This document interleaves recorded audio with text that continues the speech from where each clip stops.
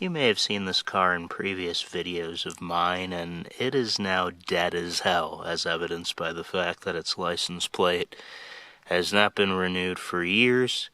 Dead as hell, much like the relationship associated with the vehicle. But we move on. And as a result, just going to want to remove this very old license plate from the car. And you might be in a similar situation. It's difficult to do that with the screws being extremely rusted. Now, the go-to for this situation is to use penetrating catalyst oil. But perhaps you're an average person just like me. You don't have penetrating catalyst oil just sitting around at your home. So we're going to give a shot to see if this will loosen just using WD-40. So I'm going to go ahead and spray that. So here we go. Going to go ahead and spray the WD-40 onto the screw, and we'll let this sit for 15 minutes, and then we'll go ahead and see if that will help. And we're back. So we've let that WD-40 sit for 15 minutes. Let's go ahead and see if this baby can move.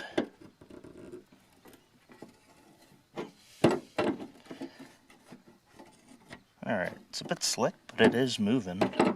Screw was able to be removed with the WD-40. If you notice, with the nature of the screw, I had to use a wrench. But you may have, whether it be a Phillips or flathead setup of the screw, then you can just use a screwdriver. But in this case, WD-40 along with the wrench to remove that screw.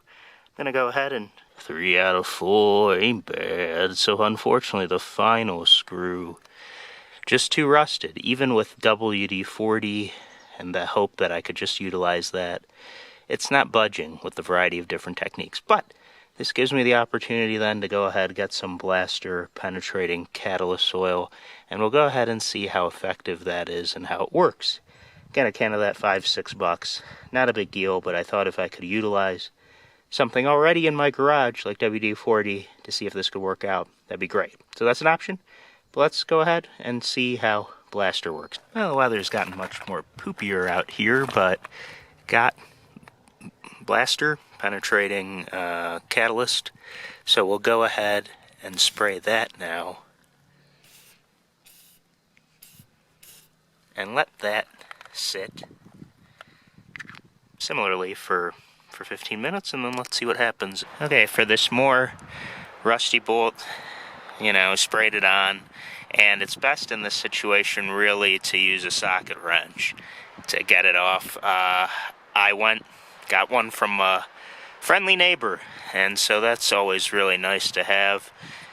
Given the minority of odd comments, though I do receive them on these videos on my channel, I should maybe make a how-to on being friendly with your neighbors, but nevertheless, friendly neighbor helped me to get this socket wrench.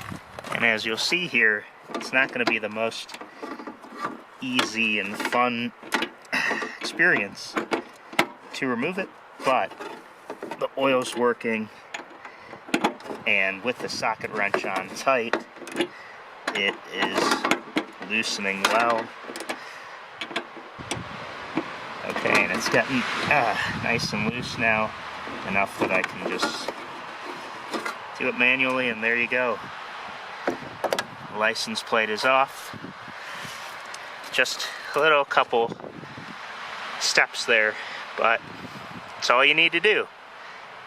And if you were thinking to yourself, hey, most people cover their license plates in these videos, can you tell I don't care? Obviously this car is not functioning. Whatever. Report it. Report the plate. What do I care? Maybe that'll get somebody to remove this car from here. That's where things are at for me. Anyway, if you have any questions, leave them below in the comments. Any comments, if this video was helpful to you, please do like it and do subscribe to the channel. More coming up. There's always things screwing up and messing up in my life. And I enjoy fixing them. So more how-tos to come.